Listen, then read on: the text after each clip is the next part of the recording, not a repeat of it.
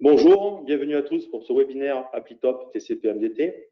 Je me présente, Sébastien Laurent, ingénieur technico-commercial chez Le Point Instruments, région Sud-Est. Mon collègue Fabrice Moulin, ingénieur support, va vous présenter la solution TCP/MDT du développeur ApplyTop. Le Point Instruments existe depuis 1950. On commercialise des solutions haut de gamme topo, telles que les stations Total et le GNSS. Depuis plus d'un an, nous avons créé deux partenariats. La première avec la société donc ApplyTop, objet de ce webinaire, et la deuxième avec la société Microdrone, solution LIDAR. Nous vous proposons une gamme de services tels que le support technique, le prêt du matériel et la formation de tous nos équipements. Merci Sébastien. Fabrice Moulin, donc je vais vous présenter le webinaire sur ApplyTop TCP/MDT. Avant tout, je vais vous présenter la société ApplyTop, qui est une société espagnole qui développe des logiciels, notamment pour la topographie et le génie civil. Elle détient plus de 15 000 utilisateurs dans le monde et son expérience, depuis 2004, en fait une société assez experte dans le domaine de la topographie, du génie civil, de la construction. Et ces logiciels sont présents dans de nombreux pays, auprès des plus grandes entreprises et des plus grands projets. Sachez qu'au cours du webinaire, vous pourrez poser toutes vos questions dans la rubrique questions et nous vous y répondrons à la fin du webinaire. Nous allons voir aujourd'hui ces différentes fonctionnalités. L'import de points, le dessin automatique de symboles et lignes à partir d'une codification, la création d'MNT, le calcul et le dessin de profil, l'affichage de courbes de niveau, le montage d'un projet linéaire, l'insertion d'un projet pour le calcul de cubature et enfin le rendu final. Merci Sébastien. Donc je vais pouvoir commencer ce webinaire en vous montrant la création de projets à partir de l'import de points jusqu'au rendu final. Nous allons commencer par débuter par l'import de points. Pour cela, dans MDT, je vais importer des points. Pour importer des points, il nous propose différentes méthodes, soit en utilisant des formats propres à des fabricants.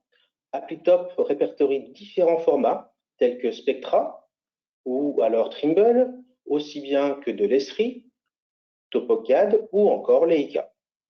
On peut également importer des points de format texte. On peut choisir les différentes colonnes de notre fichier texte ainsi que l'ordre de mes colonnes.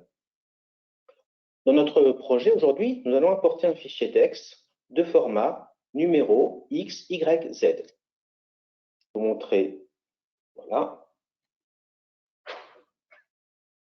un fichier texte issu d'un levé qui comporte 5 colonnes, le nom du point, le X, le Y, le Z, ainsi qu'un code.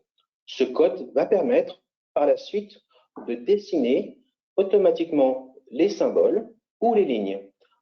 Pour les lignes, on va voir qu'il existe une possibilité de définir une ligne par un début ou la fin d'une ligne grâce à un suffixe que l'on insère dans le code. Je vais pouvoir importer mon fichier et je vais choisir ce fichier que je viens de vous montrer. Voilà. Et on s'aperçoit qu'en quelques secondes, le dessin s'affiche avec des symboles. Pour une meilleure visibilité, nous allons pouvoir nettoyer un petit peu ce dessin. Pour cela, je vais modifier l'échelle de mon texte. Je vais par exemple choisir une échelle de 1 centième pour l'affichage de mes textes, ce qui rend mon plan beaucoup plus visible. On peut constater déjà que les symboles comme des arbres, par exemple, ont été insérés. Des symboles de plaques, de regards, etc. Cela a été fait grâce aux codes qui ont été attribués aux points. À ce moment-là, je peux, dans ce petit menu, afficher les codes des points, comme ceci, et enlever, par exemple, les altitudes. On peut voir la simplicité pour afficher les éléments nécessaires à mon dessin. Dans ce type de dessin, on peut voir qu'on peut représenter des symboles de différentes méthodes. Ce type de symbole, par exemple, a été construit à partir d'un code, un seul point.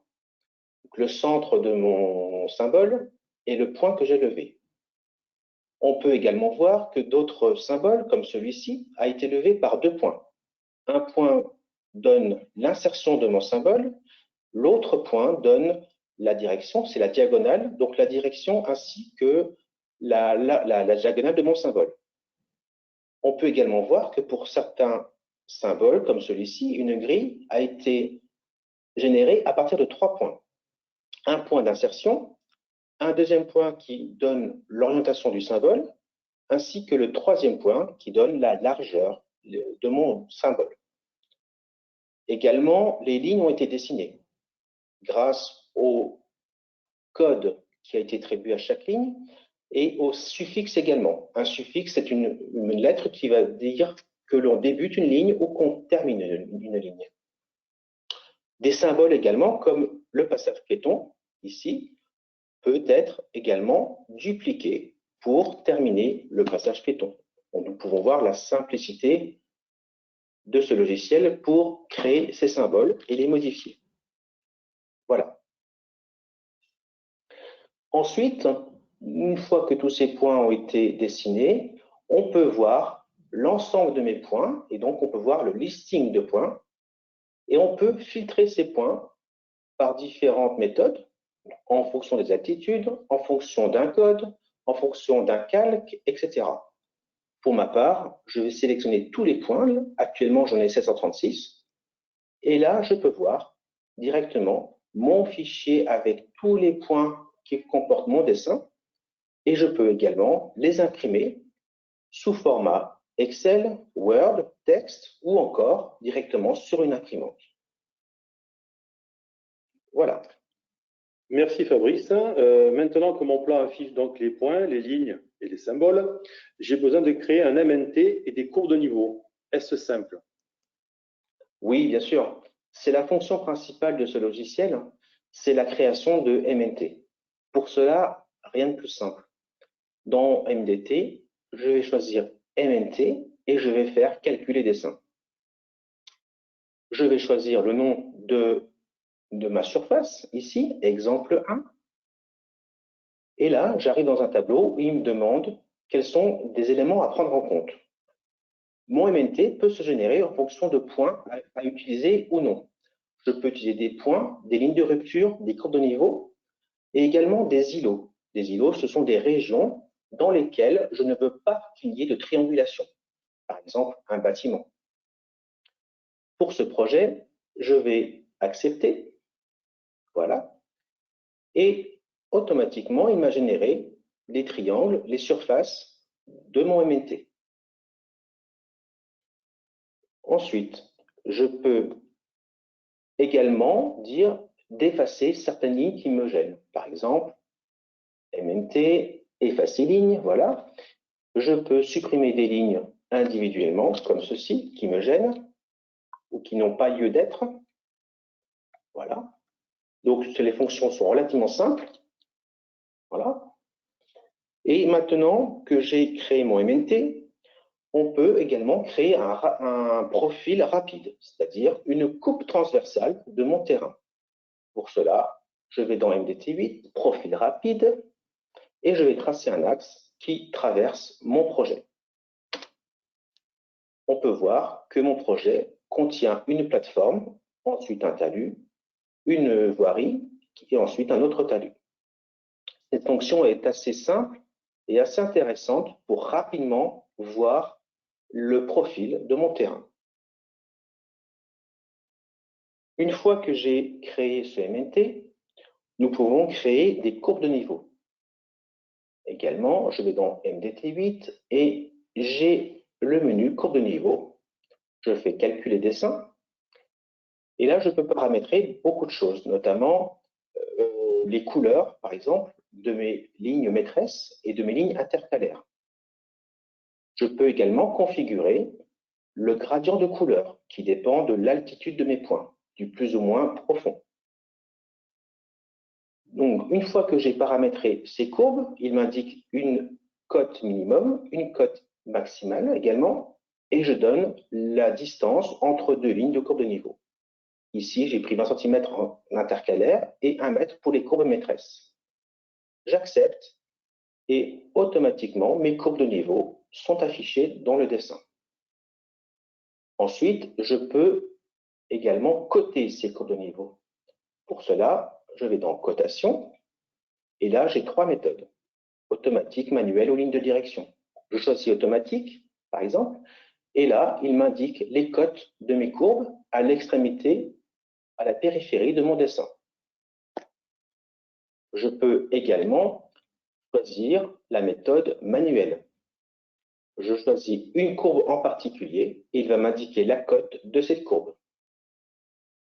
Je peux également faire des lignes de direction, c'est-à-dire que je vais choisir la direction où je veux voir mes cotes apparaître, comme ceci. Ensuite, une fonctionnalité très intéressante, c'est l'écoulement d'une goutte d'eau. Je peux vérifier que mon projet est conforme ou qu'il respecte certaines normes au niveau de l'écoulement de l'eau. Donc, il existe une fonction très intéressante qui est écoulement d'une goutte d'eau. Il va me proposer un calque dans lequel va s'afficher ce trajet et je n'ai plus qu'à cliquer sur le dessin à l'endroit où je veux, par exemple ici, et je vois automatiquement le trajet de l'eau qui parcourt la route et qui va se diriger vers ma grille également ici. Si je choisis un autre endroit, je vois que l'eau va s'écouler dans l'autre sens et qui va directement dans cette grille également. Voilà cette fonctionnalité très intéressante, l'écoulement de la goutte d'eau. Merci Fabrice pour ces explications. Peut-on voir maintenant la procédure pour créer un projet linéaire? Oui, pas de souci.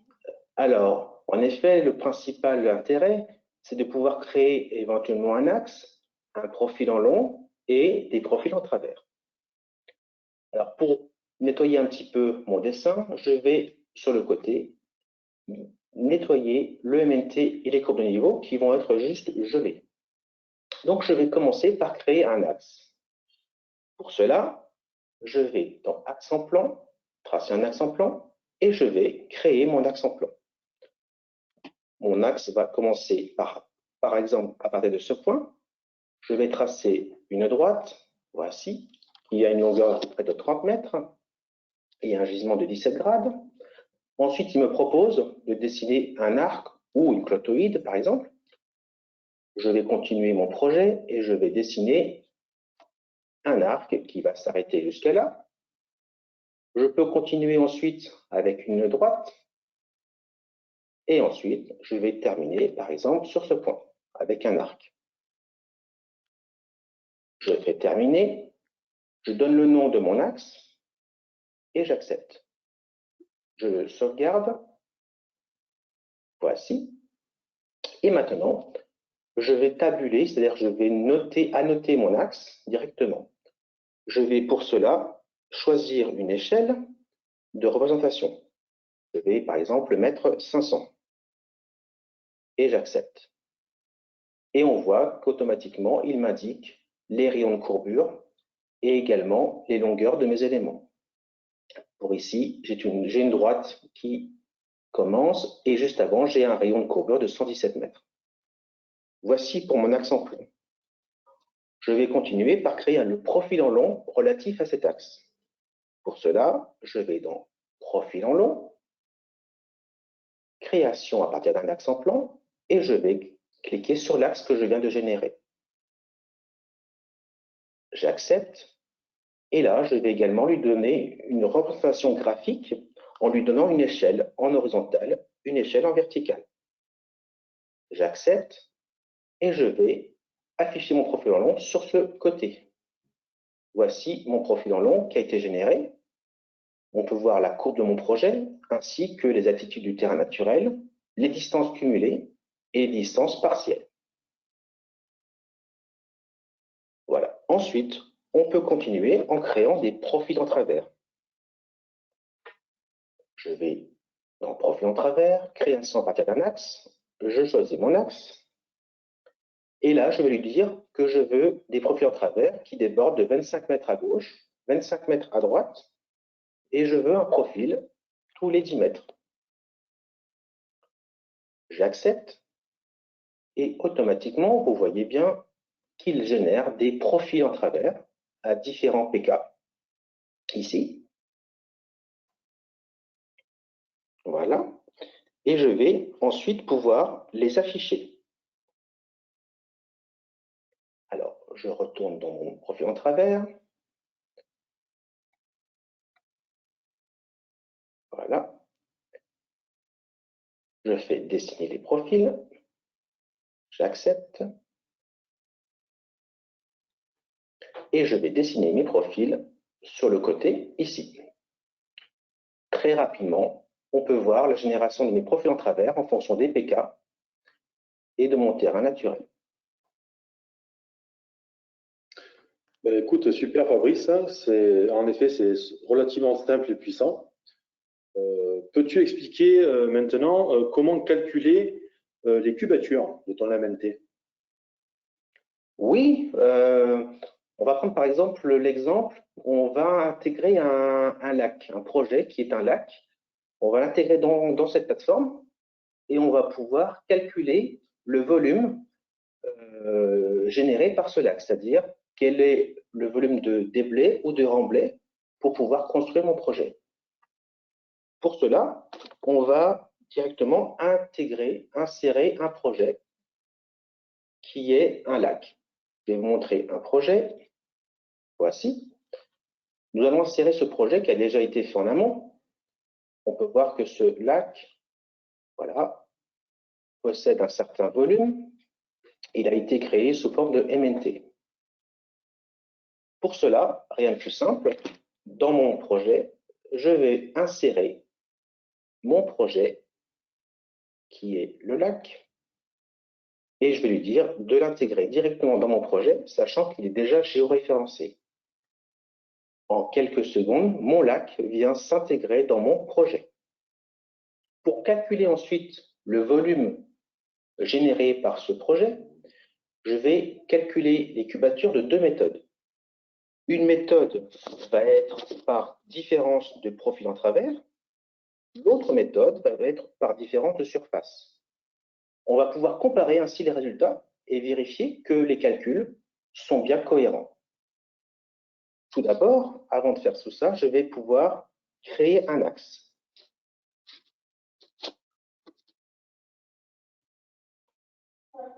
Donc, je vais dans Axe en plan, tracer un axe en plan, et je vais créer un axe qui traverse le lac de part et d'autre jusque là.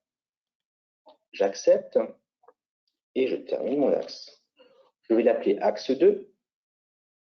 Voici, je l'enregistre. Voilà. Et je vais également lui donner une échelle pour la représentation de mes tabulations. J'accepte, voilà. L'axe est une droite, voilà, qui fait 41 mètres 971. Maintenant que j'ai un axe, je vais pouvoir créer différents profils et ensuite calculer ces différences de profil en travers pour calculer un volume. Pour cela, je vais dans profil en long, en travers, obtenir de plusieurs surfaces, et là, je vais insérer directement mes deux MNT. J'insère ma partie MNT que je viens de créer juste avant, et également mon lac. Je vais calculer le volume, et je vais choisir l'axe sur lequel je vais dessiner mes profils en travers. Je lui demande également de faire des profils en travers de 25 mètres de large à gauche et à droite.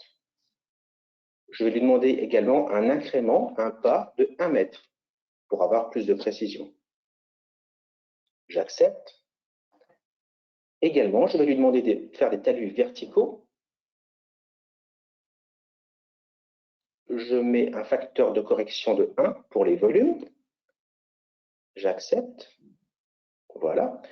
Et j'ai un tableau qui s'affiche avec les différents pk et notamment les volumes. Le plus important, c'est de voir le volume de déblai, 414 mètres cubes, et le volume de remblai, 11 mètres cubes.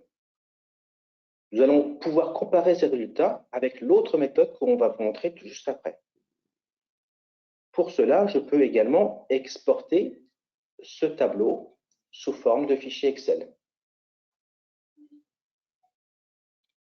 Voilà. Ce tableau n'est ni plus ni moins que le tableau qu'on vient de créer. Voilà. Et on peut l'enregistrer également sous l'ordinateur. On va garder cette valeur de 414 mètres cubes et on va pouvoir voir la différence par rapport à tout à l'heure. Je peux également dessiner les différents profils. Je vais également mettre une échelle. Voici, j'accepte. Et je vais pouvoir, par exemple, ici, voilà, voir les différents profils en travers générés par mes sections que j'ai créées. J'accepte, voilà. Et là, je peux voir mes différents profils entre le terrain naturel et le profil de mon lac. Ensuite, on va voir la deuxième méthode. On va faire le calcul de volume par différence de MNT. Également, je vais dans Mesurer, Volume, Différence de surface.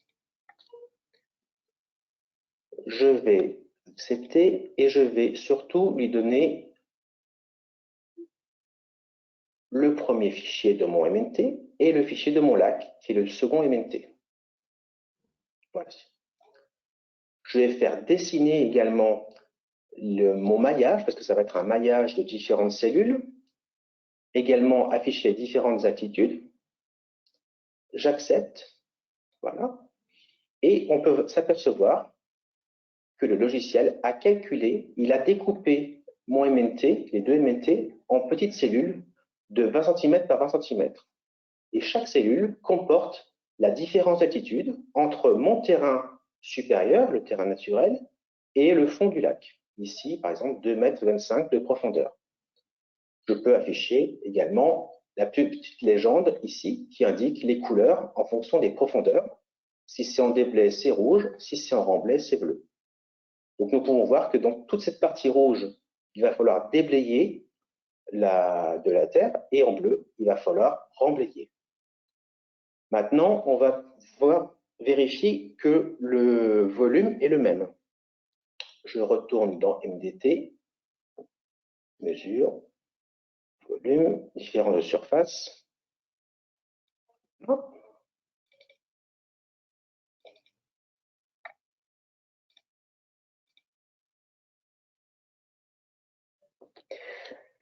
On revoit notre écran et on constate ici qu'il a calculé un volume, 413,624 mètres cubes, volume de remblai, 10,88 mètres cubes. Si on reprend notre fichier Excel de tout à l'heure, nous avions un résultat pratiquement similaire. Nous avions 414 mètres cubes en déblai. Avec l'autre méthode, nous avons 413,6. En remblai, nous avions 11 mètres cubes. Nous avons ici 10,8. On peut constater que les deux calculs sont cohérents et que mon volume est bien calculé, que ce soit par la méthode de profil en travers ou par la méthode de différence de surface. Écoute Fabrice, c'est très clair, ça a l'air d'être très simple. Et au final, quel rendu peut-on obtenir de ce type de projet? Alors, pour le rendu, on peut faire quelque chose d'assez sympa. On va pouvoir intégrer une image, une orthophoto par exemple, une image satellite, pour agrémenter mon plan. Pour cela, je vais dans Images et je vais insérer une image. J'ai déjà une image qui est géoréférencée, une image TIFF, que l'on peut créer avant, bien sûr, qu'on peut télécharger également.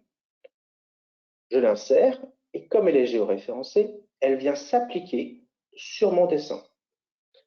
Alors, pour l'instant, ce n'est qu'une image. Ce que je veux maintenant, c'est que je veux que cette image, maintenant, épouse la forme de mon MNT. c'est ce qu'on va faire. Alors, je vais nettoyer un petit peu mon plan en enlevant le MNT, les profils également. Voilà. Ce qu'on va lui demander, c'est d'appliquer maintenant la texture de cette photo pour épouser la forme de mon MNT, de mes faces. Pour cela, je vais dans carte rendue, ensuite assigner image comme texture. Voilà. Je choisis l'image, j'accepte et je demande à ce qu'il y ait tous les matériaux. En bas à gauche, on peut voir qu'il m'a traité 1165 triangles. Ça veut dire que chaque petit triangle de mon MNT possède maintenant une portion d'image.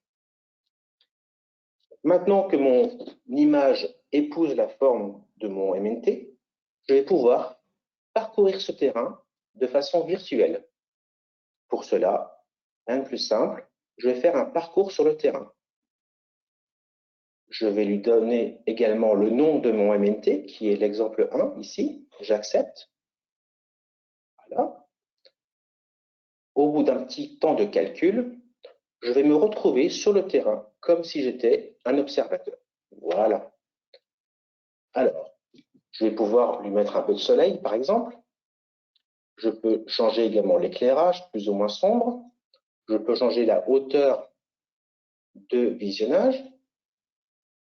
Et je vais pouvoir surtout naviguer sur mon terrain comme si j'étais sur le terrain. Voici l'application où on peut naviguer. Je peux également avoir un aperçu plus bas, plus haut. Je peux tourner. On peut constater également ici le talus qui est composé de roches. Et grâce à mon orthophoto, mon image, on peut voir pratiquement la réalité en restant au bureau et naviguer sur tout le projet. On peut ainsi constater si des erreurs ont été impliquées dans le dessin. Je peux monter également sur la petite butte, voilà, et je me retrouve sur le plateau, etc. Voici une fonctionnalité très intéressante et ça montre un peu la puissance quand même de ce logiciel qui vous permet de naviguer de façon virtuelle sur ce projet. Voilà. Écoute, merci Fabrice pour cette présentation très, très intéressante. Nous allons maintenant, dès à présent, répondre à vos différentes questions.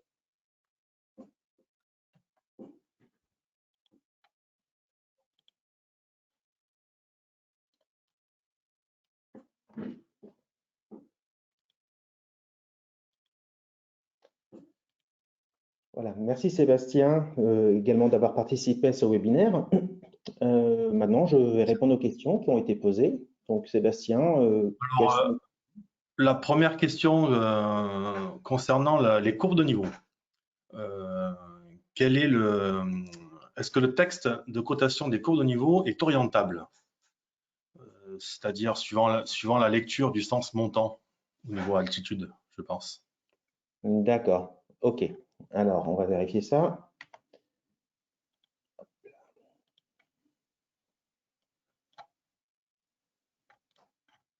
Alors, si on revient à notre dessin, voilà. Je vais réafficher la courbe. Voilà.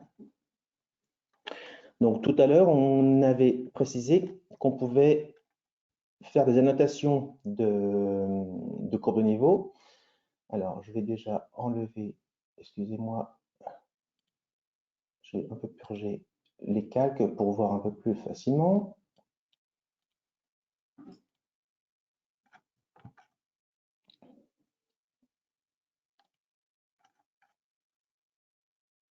Voilà. Donc, tout à l'heure, on avait dit qu'on pouvait coter les courbes de différentes méthodes, soit de façon automatique, et dans ce cas, il affiche les cotes à la périphérie du dessin, soit manuel, on clique sur une courbe et il va indiquer le texte, soit avec une orientation. Bon, je vais reprendre cette fonction qui était courbe de niveau, cotation, et on peut choisir la méthode ligne de direction, qui est une des plus intéressantes. Si je choisis cette ligne de direction, comme ceci, voilà, alors il va indiquer les textes de façon à ce qu'ils soient lisibles dans le sens du dessin. C'est-à-dire que même si la courbe descend ou monte, le texte va être orienté de façon à ce que l'utilisateur puisse les voir. Alors, je vais essayer de prendre un autre endroit où on peut voir ça. Courbe de niveau, cotation, ligne de direction. On va essayer par ici. Voilà. Voilà. Donc, on peut voir également, il oriente le texte de façon à ce que le lecteur du plan ne soit pas contraint de tourner la tête, mais il va l'orienter le plus horizontal possible. Donc, il ne va pas l'orienter de façon que ce soit une courbe montante, on va dire, ou descendante. Mais les trois possibilités permettent quand même de faire différentes options et d'afficher les courbes que l'on veut de toute façon quand même. Ok, bon, on espère avoir bien répondu à la personne qui a posé la question. Alors, quand on continue sur la cotation des profils en travers par rapport au terrain naturel et le projet, ce qui amène en fait au module projet routier. Je pense que c'est dans ce sens la question. D'accord. Je terminais juste pour les codes. Les codes, ce sont tout simplement un texte. C'est-à-dire qu'on peut également déplacer le texte, mais on pourrait également, bien sûr, orienter ce texte manuellement et le remettre dans une position que l'on veut. Donc, c'est un mini-bloc de texte. On peut modifier également ce texte et l'orienter comme on veut. Voilà, c'était juste pour préciser. Alors oui, maintenant, au niveau projet routier, ben, en fait, c'est pareil, pratiquement pareil, à la différence qu'on va intégrer en plus des profils en travers type. Si je prends un exemple, voilà, un exemple d'un projet routier, voici un exemple, un vrai projet réel. Nous avons un axe ici avec un profil en long, comme on peut voir ici. Le profil en long également donc, va être généré par rapport au terrain naturel. On va le dessiner par rapport au terrain naturel et ensuite on va modifier ce profil en long avec des paramètres comme des paraboles, par exemple, des raccordements paraboliques ou des raccordements circulaires. On peut bien entendu y mettre tous les paramètres des paraboles ou des raccordements circulaires et il va indiquer par étiquette si on est dans une courbe convexe ou concave. Également, on va avoir le tableau complet avec le profil en long qui est en marron, le TN au terrain naturel en vert et en dessous les différentes cotes comme l'altitude, les distances cumulées, les distances partielles, etc. On a également auparavant fait des profils en travers et la différence, c'est qu'on va pouvoir intégrer des profils en travers type. Si je vous montre cela, alors je vais vous montrer. Alors, profil type, et voilà, éditer. Voici par exemple des profils types. Un profil type, c'est un profil justement théorique qui va indiquer la largeur de la chaussée, par exemple, ensuite un talus, éventuellement un caniveau, un accotement, etc., etc. Donc, on peut générer différents profils types et on peut appliquer ces différents profils types aux différents PK, bien entendu, du projet routier. Et en même temps, nous avons le terrain naturel qui s'affiche dans les différents profils. Donc, c'est exactement pareil que ce qu'on a vu ce matin. La différence, c'est qu'on rajoute des profils en travers type et qu'on peut modifier ces profils types par rapport aux exigences du client. On peut également, bien entendu, naviguer ensuite sur ce projet. Alors, une fois que ces profils ont été générés, on va pouvoir les dessiner sur le dessin et on va pouvoir visualiser les entrées en terre, c'est-à-dire l'intersection entre mes profils types et mon terrain naturel. Et ensuite, on va pouvoir délimiter cette emprise et éventuellement sortir un fichier d'implantation pour implanter toutes les entrées en terre de mon projet. Et on peut, bien entendu, faire un petit rendu également sur la route. c'est à peu près la navigation que tout à l'heure. La différence, c'est que là, je prends mon profil routier en entier, je lui indique une vitesse de roulement sur la route, j'accepte. En quelques secondes, il va me générer cette application où je vais me retrouver sur la route et je vais pouvoir également naviguer sur la route avec l'environnement routier. On va le voir tout de suite.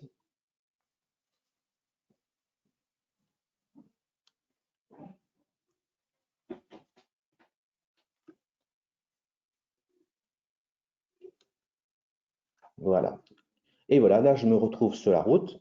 J'ai plus qu'à naviguer avec ma voiture, si on veut, sur la route. On peut voir en même temps le tracé et également les talus qui coupent mon terrain naturel. Donc, c'est une visualisation également très intéressante en projet virtuel directement pour vérifier mon projet. Voilà. Voilà ce qu'on peut faire avec un projet routier. Donc, c'est quand même très puissant et bien sûr, on peut générer tout type de projets, que ce soit des projets linéaires, des routes, aussi bien des plateformes, etc. Pourquoi pas des projets de rails également et des projets également de tunnels. Voilà. Écoute, merci Fabrice pour ces explications. Effectivement, une personne qui demande, on n'a pas évoqué les calculs topo. Est-ce que tu peux nous dire en amont le concept d'ApplyTop qui permet de calculer, on va dire, tout ce qui vient des stations Total ou de GNSS, le transfert de points? Oui, bien sûr. On peut rapidement le voir. En fait, les calculs topo, bien sûr, on peut les calculer dans ce logiciel sans problème. Je vais vous montrer un exemple. Je vais importer un fichier. Voilà. Voilà. Je peux importer un fichier issu de données brutes levées sur le terrain de différentes marques. Ça peut être Spectra, Trimble, Leica, etc. Donc, on peut intégrer ces différents formats. On va ensuite avoir un tableau où on va avoir toutes les observations par rapport, donc, depuis une station vers d'autres points et d'autres stations. On va pouvoir visualiser les hauteurs d'appareil, les angles horizontaux et verticaux, bien entendu, etc., etc. Et ensuite, on arrive dans un tableau où on va pouvoir faire des calculs. Alors, il y a beaucoup de fonctionnalités où on peut faire tous les calculs topo. Notamment, on peut faire des rayonnements automatiques, c'est-à-dire on met comme point de départ qui est un point fixe, qui ne bouge pas, qui est connu, et on va pouvoir calculer tous les rayonnements de toutes les autres stations et tous les autres points automatiquement. On peut, bien entendu, faire des cheminements. Par exemple, si je prends un cheminement ici, voilà, je vais pouvoir lui dire de faire le cheminement entre le point 6, etc., automatiquement. Voilà. Je peux choisir mon cheminement, désigner graphiquement mes points qui servent de cheminement, ou je peux les donner manuellement, je peux les désigner, et ensuite je peux les calculer. Bien sûr, là, j'ai pris les bons points. Donc, il va pouvoir faire un cheminement ouvert, des cheminements encadrés et des cheminements fermés. On peut bien entendu aussi faire des réseaux, ce qu'on appelle en topo plutôt un calcul en bloc. Donc, par moindre carré également, il peut tout recalculer en bloc en prenant en compte toutes les différentes distances et orientations. Et également, si on est un peu plus expert, on peut également faire des rayonnements manuels, c'est-à-dire manuellement calculer une station par rapport à une autre en fonction du V0, de l'orientation, etc. Et éventuellement corriger les données brutes, etc.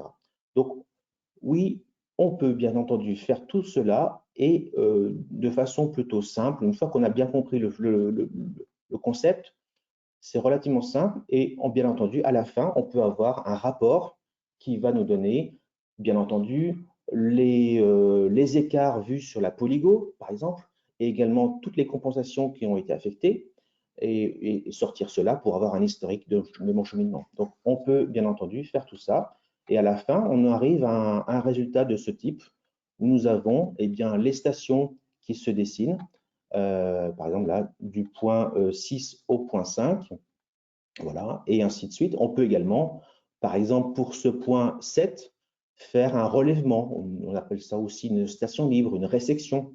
On peut lui dire que sur le point 7, je veux un calcul de station libre en fonction du point 14, en fonction du point 4 et en fonction du point 5. Pardon. Voilà, donc on peut traiter tous les cas de figure de calcul topographique. D'accord, mais écoute, je pense on a bien répondu à la question. Je vois le temps, une dernière petite question, la prise en compte des règles de l'ARP automatique. Alors, j'essaie de comprendre ce que veut dire ARP. Sinon, la personne a peut-être à compléter sa question sur notre site ou sur notre mail. Ah, d'accord, aménagement des routes principales. Alors là, je n'ai pas la réponse, je vous l'avoue. C'est une question très intéressante, mais je n'ai pas la réponse immédiatement. Je peux en faire la demande, bien sûr, auprès du développeur, et nous reviendrons vers vous précisément. On vous écrira personnellement avec un email et on vous donnera la réponse précisément sur l'aménagement des routes principales. Donc, je vais vérifier ça en interne et je vous tiendrai informé avec une précision dans ma réponse. Ok. Mais écoutez, je pense que là, le temps est imparti. Il y a une dernière question. Rayon en fonction de la catégorie de route. Oui, bien sûr. Selon les routes que l'on va faire, en effet, il y a des rayons de courbure qui sont minimum, qu'on ne peut pas dépasser, de part du fait de la vitesse des voitures, etc.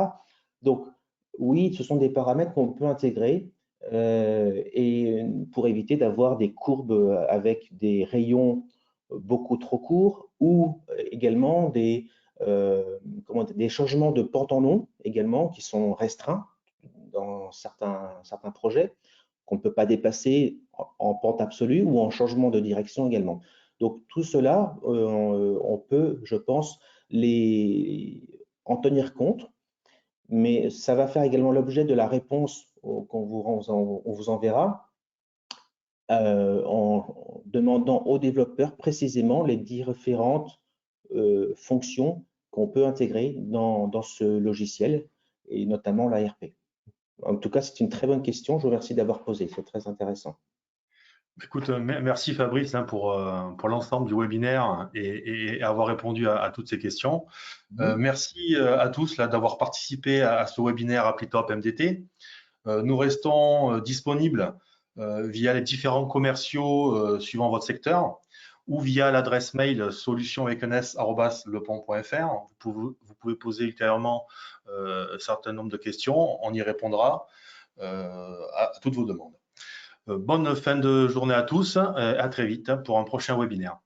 Merci Sébastien et merci à tous. Au revoir.